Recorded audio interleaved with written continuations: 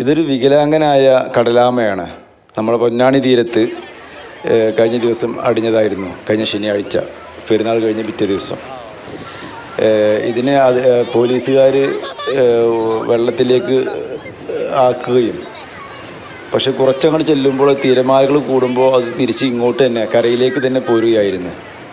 അങ്ങനെ അവസാനം ഫോറസ്റ്റുകാർ വന്ന് ഇതിനെ കടലിൻ്റെ ഉള്ളിലോട്ട് കൊണ്ടുപോയി ആക്കുകയാണ് ചെയ്തത്.